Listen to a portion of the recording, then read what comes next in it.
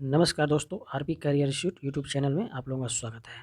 दोस्तों, एक बार फिर से हम हाजिर हैं जनरल नॉलेज के अति महत्वपूर्ण प्रश्नों के साथ जो जूनियर सुपरटेट और यूपीएसआई के अति महत्वपूर्ण क्वेश्चन है दोस्तों।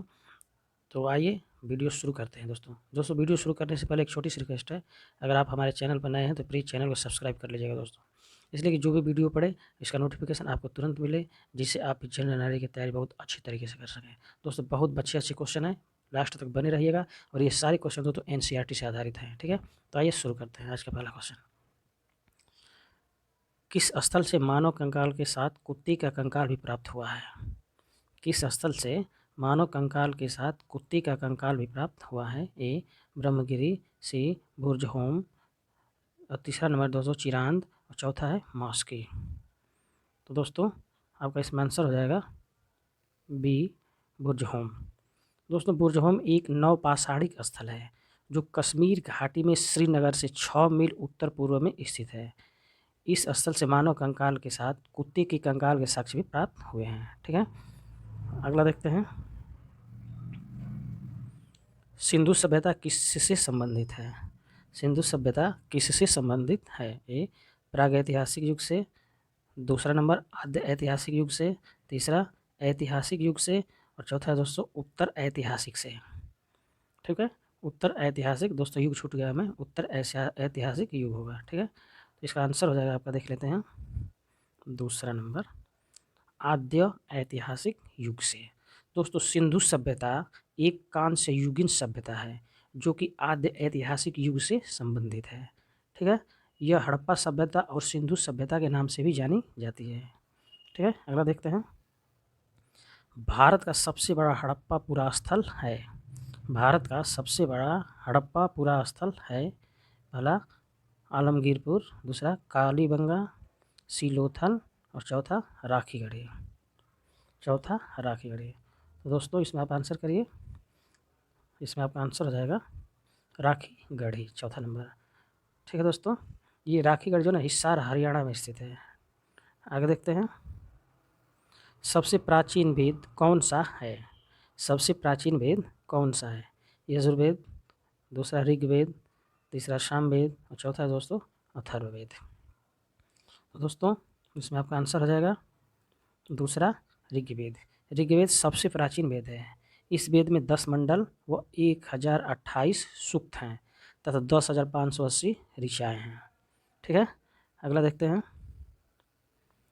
पुराणों की संख्या है 6, 18, 19, 21।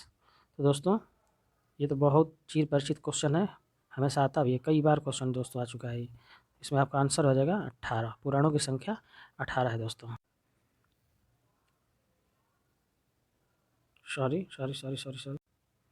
आइए अगला देखते हैं, त्रिपिटक क्या है? त्रिपिटक क्या है? पहला सामाजिक समानता का सिद्धांत, दूसरा जैन धर्म के दार्शनिक सिद्धांत, और तीसरा है तीर्थंकरों का जीवन चरित्र, और चौथा है दोस्तों बौद्ध साहित्य। तो दोस्तों इसमें आपका आंसर हो जाएगा बौद्ध साहित्य। बौद्ध साहित्यों में महात्मा बुद्ध के ज्ञान प्राप्त करने के समय से लेकर महापरिनिर्वाण तक के प्रवचनों को संग्रहित किया गया है, इन्हीं को त्रिपिटक कहते हैं। दोनों दोस्तों इसके 3 भाग में बांटा गया है। पहला हो जाएगा आपका विनय पिटक, दूसरा अभिधम्म पिटक, और तीसरा है सुक्त पिटक, ठीक है। अगला देखते हैं, प्रथम भारतीय साम्राज्य किसने स्थापित किया था? प्रथम भारतीय साम्राज्य किसने स्थापित किया था? पहला कनिष्क, दूसरा हर्ष, चंद्रगुप्त मौर्य, और चौथा है दोस्तों समुद्रगुप्त। दोस्तों आप आंसर करिए, मैं 2-2 सेकंड रुक रहा हूँ दोस्तों, आप आंसर कर लीजिए, फिर मैं कर रहा हूँ। तो दोस्तों इसमें आपका आंसर हो जाएगा चंद्रगुप्त मौर्य। चंद्रगुप्त मौर्य भारत का प्रथम ऐतिहासिक सम्राट था। चंद्रगुप्त मौर्य का जन्म दोस्तों 340 ईसा पूर्व में पाटलिपुत्र यानी बिहार में हुआ था, ठीक है। आगे देखते हैं, महावीर स्वामी का जन्म किस कुल में हुआ था? महावीर स्वामी का जन्म किस कुल में हुआ था? पहला शाक्य, दूसरा ज्ञात्रिक, तीसरा मल्ल, चौथा लिच्छवी। तो दोस्तों इसमें आपका आंसर हो जाएगा बी, दूसरा नंबर ज्ञात्रिक। दोस्तों महावीर का जन्म वैशाली के निकट कुंडल ग्राम के ज्ञात्रिक कुल की राजा सिद्धार्थ के यहाँ 540 ईसा पूर्व में हुआ था। दोस्तों महावीर स्वामी के बचपन का नाम वर्धमान था, इनकी पत्नी का नाम यशोदा था। ठीक है, आगे देखते हैं। निम्न में से किस बौद्ध ग्रंथ में 16 महाजनपदों का उल्लेख है? निम्न में से किस बौद्ध ग्रंथ में 16 महाजनपदों का उल्लेख है? पहला अंगुत्तर निकाय, दूसरा मध्यम निकाय, तीसरा खुद्दक निकाय और चौथा है दीर्घ निकाय। तो दोस्तों इसमें आपका आंसर हो जाएगा, आप आंसर कर लीजिए, 2 सेकंड फिर रुक रहा हूँ मैं। इसमें आपका आंसर हो जाएगा पहला अंगुत्तर निकाय। दोस्तों बौद्ध ग्रंथ अंगुत्तर निकाय, महावस्तु एवं जैन ग्रंथ भगवती सूत्र में 16 महाजनपदों का उल्लेख मिलता है। ठीक है, आगे देखते हैं। मगध की राजधानी कौन सी थी? पहला प्रतिष्ठान, दूसरा वैशाली, तीसरा गिरिब्रज यानी राजगिरी और चौथा है चंपा। तो दोस्तों इसमें आपका आंसर हो जाएगा गिरिब्रज राजगिरी। ठीक है दोस्तों, आगे देखते हैं। सारनाथ स्तंभ का निर्माण किसने कराया था? हर्षवर्धन ने, दूसरा अशोक ने, तीसरा गौतम बुद्ध ने और चौथा कनिष्क ने। ठीक है दोस्तों, तो इसमें आपका आंसर हो जाएगा अशोक ने। सारनाथ का स्तंभ धर्मचक्र प्रवर्तन की घटना का स्मारक है, जिसका निर्माण अशोक ने कराया था। इस स्तंभ पर निर्मित सिंह की आकृति शक्ति का प्रतीक मानी जाती है। ठीक है, आगे देखते हैं। रज्जुक कौन थे? ये पहला है चोल राज्य के व्यापारी, दूसरा मौर्य शासन में अधिकारी, तीसरा गुप्त साम्राज्य में सामंत वर्ग, चौथा शक सेना में अधिकारी। तो दोस्तों आप आंसर कर लीजिए, आंसर करिए। इसमें आपका आंसर हो जाएगा दूसरा मौर्य शासन में अधिकारी। ठीक है दोस्तों अशोक के तीसरे अभिलेख रज्जुक नामक अधिकारी का उल्लेख मिलता है, यानी अशोक के तीसरे अभिलेख में रज्जुक नामक अधिकारी का उल्लेख मिलता है। दोस्तों रज्जुकों की स्थिति आजकल आधुनिक जिलाधिकारी जैसी थी। ठीक है, जिसे राजस्व तथा न्याय दोनों का अधिकार प्राप्त था। अगला क्वेश्चन देखते हैं। मिलिंद पन्हो क्या है? पहला बुद्ध स्थल, दूसरा बुद्ध का नाम, तीसरा कला का बौद्ध नाम और चौथा बौद्ध ग्रंथ। ठीक है दोस्तों, आप आंसर करिए इसमें। दोस्तों इसमें आपका आंसर हो जाएगा बौद्ध ग्रंथ। ठीक है दोस्तों, मिलिंद पन्हो एक बौद्ध ग्रंथ है जिसकी रचना पाली भाषा में की गई है, जिसका काल 100 ईसा पूर्व है दोस्तों। ठीक है, आगे देखते हैं। राजा खारवेल किस चेदी वंश के महानतम शासक थे? राजा खारवेल किस चेदी वंश के महानतम शासक थे? पहला चोलमंडलम, दूसरा कलिंग, तीसरा कन्नौज और चौथा है पुरुषपुर। दोस्तों आप आंसर कर रही है, इसमें आंसर हो जाएगा आपका आंसर हो जाएगा बी, यानी दूसरा नंबर कलिंग। राजा खारवेल कलिंग के चेदी वंश की महानतम शासक थे। ठीक है, इनके विषय में अधिकांश जानकारी उदयगिरी पहाड़ियों में स्थित हाथी गुम्फा अभिलेख से मिलती है। ठीक है, आगे देखते हैं। गुप्त राजा जिसने विक्रमादित्य की उपाधि ग्रहण की थी? गुप्त राजा जिसने विक्रमादित्य की उपाधि ग्रहण की थी। पहला श्रीगुप्त, दूसरा घटोत्कच, तीसरा चंद्रगुप्त द्वितीय, चौथा है कुमारगुप्त। चौथा है दोस्तों कुमारगुप्त। तो इसमें आपका आंसर हो जाएगा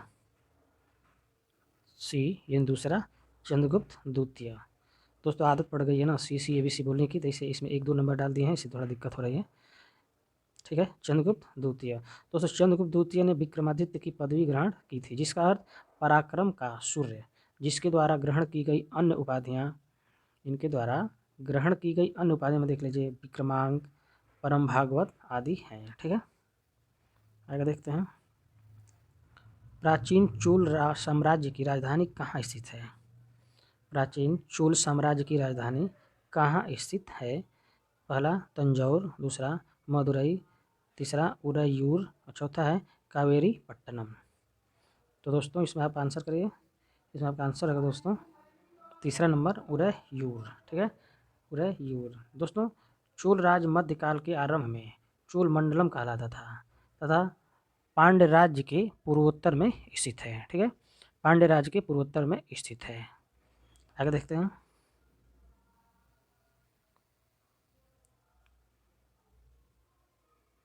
सॉरी चला गया। अब हाँ सही है। चालुक्य वंश का सबसे महानतम शासक कौन था? चालुक्य वंश का सबसे महानतम शासक कौन था? पहला विक्रमादित्य, दूसरा मंगलेश, तीसरा है पुलकेशिन द्वितीय और चौथा है दोस्तों पुलकेशिन प्रथम। तो दोस्तों इसमें आपका आंसर हो जाएगा पुलकेशिन द्वितीय। पुलकेशिन द्वितीय। दोस्तों पुलकेशिन द्वितीय चालुक्य वंश का सबसे प्रसिद्ध शासक था। इसके विषय में ऐहोल अभिलेख में उसके समकालीन कवि रविकीर्ति द्वारा लिखी गई प्रशस्ति से जानकारी मिलती है। ठीक है, आगे देखते हैं। प्रसिद्ध दिलवाड़ा मंदिर कहाँ स्थित है? प्रसिद्ध दिलवाड़ा मंदिर कहाँ स्थित है? पहला राजस्थान में, दूसरा उत्तर प्रदेश में, तीसरा मध्य प्रदेश और चौथा है महाराष्ट्र। तो दोस्तों इसमें आपका आंसर हो जाएगा, आप आंसर करिए, पहले 2-3 सेकंड रुक जा रहा हूँ। तो आंसर होगा दोस्तों पहला राजस्थान में।